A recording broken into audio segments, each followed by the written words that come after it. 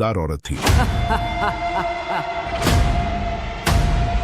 उसके पास सोने के भारी जेवरात, हार, कंगन और गहने थे। वो कुरैश की औरतों में अपने माल और जीनत पर फक्र करती और कहा करती, मेरा माल और मेरा सोना मुझे बचा लेगा।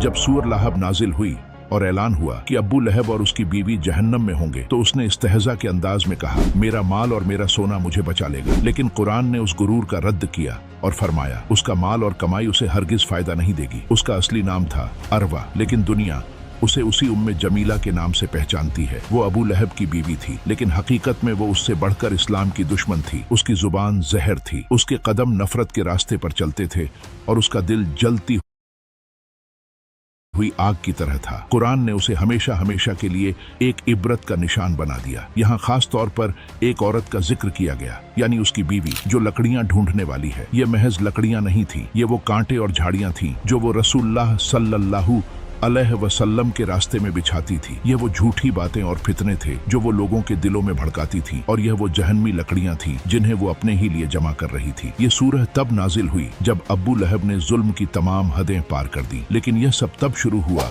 जब उस सुबह एक शख्स सफा पहाड़ के ऊपर चढ़ रहा था और सबको बुलाने के लिए उसने अरबी में कहा, या सभा। वहां के सब लोग परेशान हो जाते हैं, शायद कोई मुसीबत आ पड़ी है, लेकिन उनको क्या मालूम था कि अल्लाह का पैगाम आया है। तब रसूलुल्लाह सल्लल्लाहु अलैहि वसल्लम वहां जमा हुए लोगों से फरमाते हैं, अगर मैं कहूं कि इस सफा पहाड़ के पीछे एक लश्कर आ रहा है तो क्या तुम मेरी बात मानोगे? वहां खड़े सब कहते हैं, आप तो सादिक और आमीन हैं, हम क्यों नहीं मानेंगे? फिर आप सल्लल्लाहु अलैहि वसल्लम फरमाते हैं, ऐ लोगों, मैं तुम्हें खबरदार करता हूं इस आने वाले अजाब से जो बड़ा सख्त है, और इबादत करो उस रब की जो सारी कायनात का मालिक है। ये बात सुनकर सबके जैसे रंग उड़ गए हों। वो सब एक दूसरे को देखने लगे। फिर वहां एक शख्स खड़ा हुआ और जोर से बोला, क्या इसीलिए तूने हमें यहाँ इकट्ठा किया है? वो और कोई नहीं बल्कि मोहम्मद सल्लल्लाहु अलैहि वसल्लम का चाचा अब्बू लहब था। लेकिन उस वक्त अल्लाह ने सूरह नाजिल नहीं फरमाई थी। जिस औरत का जिक्र कुरान में बतौर लानत हुआ, उसकी शनाख्त सिर्फ एक आम औरत की नहीं थी। वो मक्का के सबसे ताकतवर कबीले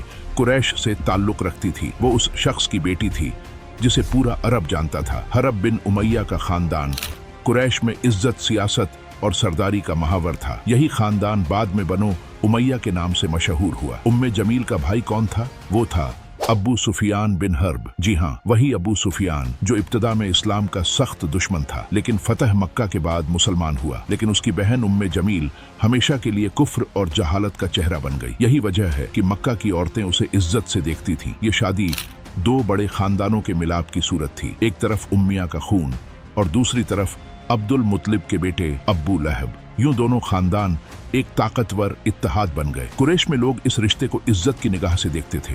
वो कहते, यह है असल मक्का की ताकत, एक घर जिसमें दौलत भी है, इज्जत भी और सियासत भी। लेकिन हकीकत क्या थी? यह ताकत, यह इज्जत और यह इत्तेहाद इस्लाम के खिलाफ नफरत और साजिशों का मरकज बनने वाला था। वो अपने शौहर की दुश्मनी को मजीद भड़काती थी। उसका निस्ब और उसकी शिनाख्त वो चीज थी जिसने उसके गुरूर को और बढ़ाया। वो कहती थी, मैं कुरैश की बेटी हूँ, मैं सरदारों की बहन हूँ और मैं ताकतवर अब्बू लहब की पत्नी हूँ। उसकी जुबान छुरी से भी ज्यादा काटदार थी। वो किसी को बुरा भला कहने में जरा भी हिचकिचाहट महसूस न करती, खास तौर पर जब बात रसूल अल्लाह सल्लल्लाहु अलैहि वसल्लम की दावत पर आती तो उसके अंदर का जहर उबलने लगता। तारीख ने उसे मक्का की औरतों में सबसे ज्यादा फितना फैलाने वाली करार दिया है। वो बाजारों में जाती और वहाँ रसूल अल्लाह सल्लल्लाहु अलैहि वसल्लम की शान में गुस्ताखी करती। यूं लगता था जैसे उसकी पूरी जिंदगी का मकसद सिर्फ एक है कि रसूलुल्लाह सल्लल्लाहु अलैहि वसल्लम को तंग किया जाए और इस्लाम को मिटाया जाए। उम्मे जमील के दिल में हसद और जलन की आग कभी नहीं बुझी। वो देखती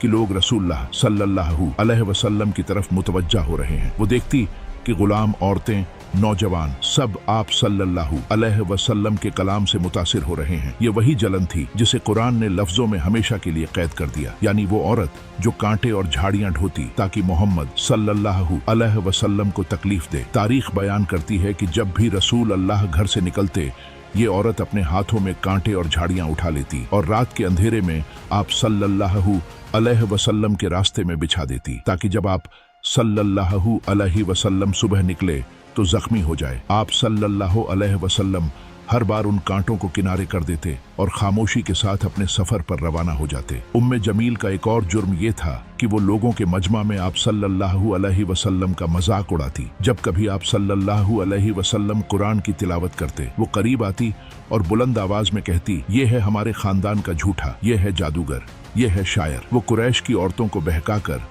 इस्लाम के खिलाफ खड़ा करने की कोशिश करती। एक मौके पर उसने रसूल अल्लाह सल्लल्लाहु अलैहि वसल्लम की शान में ऐसी गुस्ताखी की कि पूरा मक्का हिल गया। उसने कहा, हम मोहम्मद को जलील कर देंगे, हम उसका चर्चा खत्म करके छोड़ देंगे। जब कभी अब्बू लहब का दिल नर्म होता, वो उसके कान में जहर घोल देती।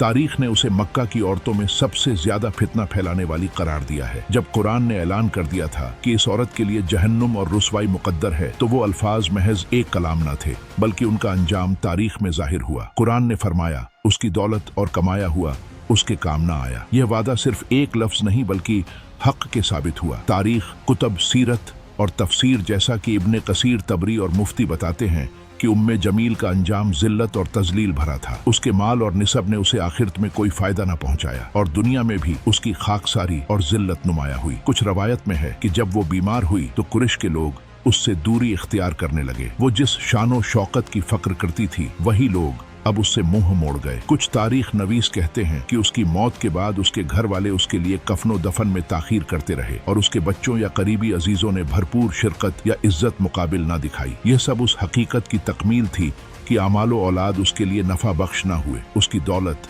और उसकी कोशिशें उसके लिए कोई कारगर साबित ना हुई। यही हकीकत उसकी मौत और उसके बाद की कैफियत का सबसे मजबूत और मुस्तनद बयान है। यही वो इबरत है जो अल्लाह ने वाजे की। किसी की दुनियावी शान, अमलाक और निस्ब इंसानी को निजात नहीं दिलाते। आज के दौर में हमें कुरान की यह सूरत क्या सिखाती है? आज हम तारीख का वह बाब पढ़ते हैं ताकि समझे, नेकी या बदी का हिसाब इंसान खुद करता है, चाहे वो दुनिया में कितने ही बड़े हों, ताकतवर हों। और जो लोग दूसरों को दुख पहुंचाते जबान या अमल से बदी फैलाते हैं, उनका अंजाम कुरान के अल्फाज की मानिंद हो सकता है। यह है उम्मे जमील की मौत और उसके बाद कि वो सच्ची आमोजगार हकीकत कुरान ने जैसा कहा वैसा हुआ।